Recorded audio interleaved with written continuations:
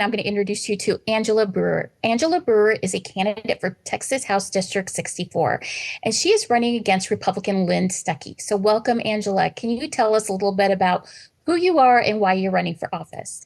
Absolutely. I am so excited to be here live on Facebook with the Mothers Against Greg Abbott because I have to say, I was a very early member of the Mothers Against Greg Abbott Facebook group and was so glad to see the group come about on Facebook and find this community of folks in Texas and I think around the country and even around the world who know how problematic Greg Abbott is for our state and how problematic his ideology is for our country and the world. So I am very excited to be running for House District 64 again. HD 64 is in Denton County and Wise County. I did run for this seat 4 years ago in 2020. It was a bit different then. It was before it got gerrymandered. It is a much more conservative and rural district now than it used to be, but I am super excited to get back in the race this year because the same issues that drove me 4 years ago are still problems in our community today. I am the very tired but happy mother of a second grader, and I'm an adjunct professor at the University of North Texas. Also, a hometown girl here in Denton. I graduated from Denton High School, and I graduated from UNT 2 times. Go Mean Green! And I am interested in being in the House of Representatives in part because of how important that university is to our community and that we need some leadership in higher education down in Austin. That's great. Well, welcome. I'm so glad you're here, and I'm glad that you're running again. That says a lot right there. So we didn't scare you off the first time. That thank goodness. We need people to stick with it and keep on trying. So thank you so much. So can you tell me what are the top three most important issues for your district right now? Yeah, absolutely. So every time I think about what are our most important issues, my list just keeps growing and growing and growing. But if we had to hit on those top three, education is definitely the number one issue here in Denton County and Wise County on a couple of different fronts. First of all, school vouchers are the worst idea the Texas legislature has ever come up with. And that's saying a lot because they've done really dumb things for a really long time. And somehow we have arrived at the worst idea ever. School vouchers are a horrible option for our public schools. They're a terrible option for the kids who are being served in our schools and for the families that are building their neighborhoods and their communities around the schools that they surround. So I am a strong advocate and have deep love and admiration for our public school system and our public school teachers, administrators, and staff. I have a second grader in public school here. I'm a product of the Denton public education system, and I am eager to get down to Austin to fight for what our teachers need in their classrooms to support the students who show up in their classes every day. My side hustle right now actually is going into work as a substitute teacher. So I was subbing today in the second grade at my kiddo's school, and I'm just overwhelmed every time I'm in an elementary school in particular because those little humans, there are 20 of them showing up every day in a classroom and they are coming there with the weight of the world on their shoulders. And the teachers in our classrooms are having to help them manage and mitigate all of the things that are going on in their lives before we ever get them to a place where they're able to learn the things that we need them to learn. So I want to go to Austin, Texas to stand up for those teachers in those classrooms, for our administrators who are holding those staffs and faculty together, and for our kiddos in the classroom.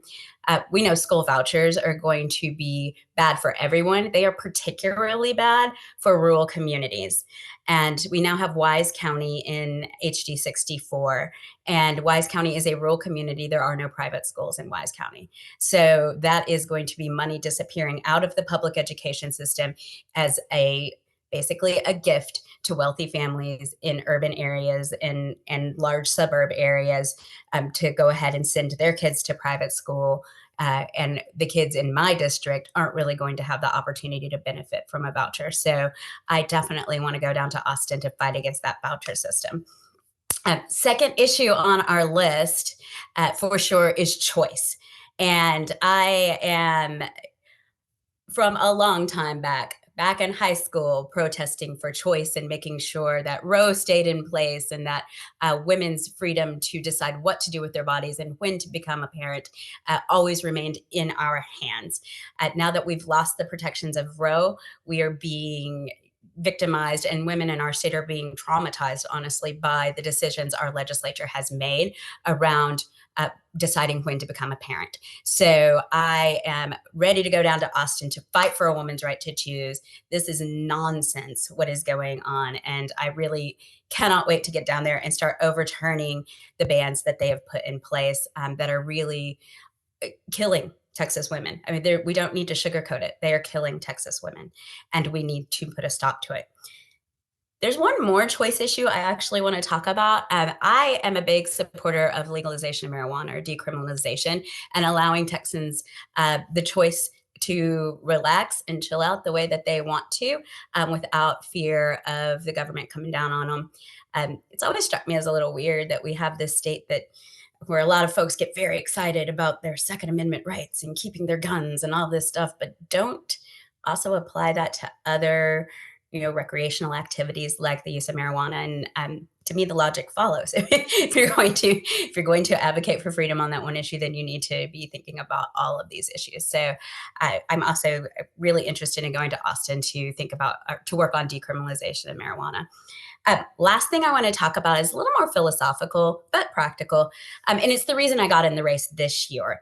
It's about democracy. If I hadn't run for this seat this year, there wouldn't have been a Democrat on the ballot.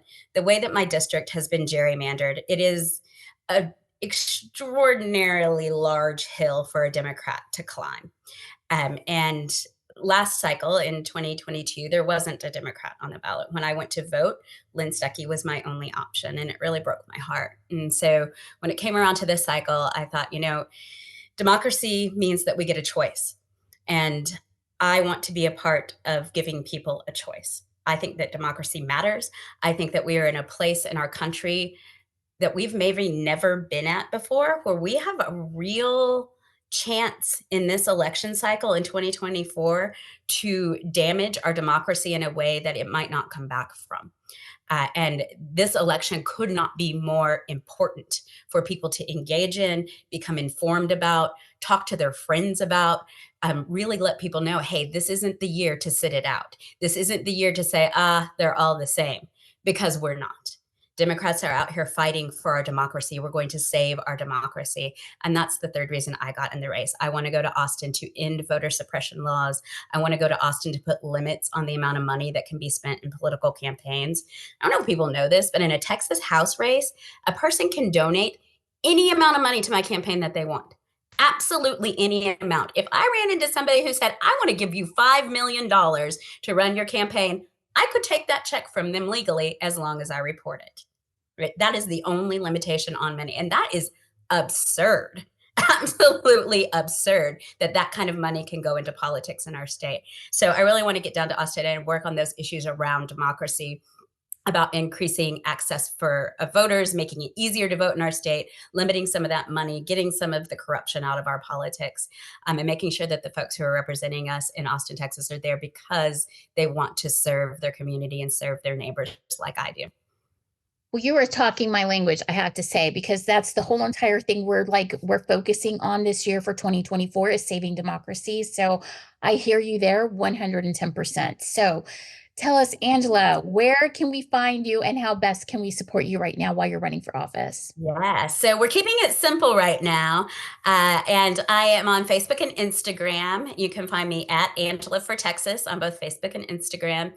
I have decided to forego the platform formerly known as Twitter this cycle, just out of protest purposes. I don't want to be engaged in that or driving any kind of revenue to that organization. So, and I don't have a website up now, and I'm probably going to put one together in the next couple of months, but it'll be on my Facebook page once we get it up and going. As far as support goes, donations are always welcome. You can find a link on my Facebook page to do a donation to Act Blue or to support the campaign that way. What I really want people to do this year, and what I'm really pushing, is talk about politics this year. Talk about the importance of this election. Don't feel shy or think about those things that your grandma said, where we never talk about religion and politics because it's bad manners. Put all of that to the side. It is too big this year. I want you to really think about what motivates you as a voter to participate. And I want you to talk to people about that. Texas, is kind of known as being red state, but we're not a red state. We're a purple state that doesn't vote very well. That's what we are. And so if we could change that metric, if we could get folks to go from being non-voters to voters, we would see some real change going on in our state. And when you start changing Texas, you affect the country really profoundly. That's amazing. Thank you so much for saying that. By any chance, were you at my book club, my anti-fascist book club on tyranny? Because we're talking the same language. Yeah, that's pretty much what I was saying in the book club. It's pretty amazing. It needs to be our broken record this year, right? Just play it over and over and over again. Yeah, absolutely. 100%. So thank you so much, Angela. I look forward to meeting you on the campaign trail. Yeah, absolutely. Thank you.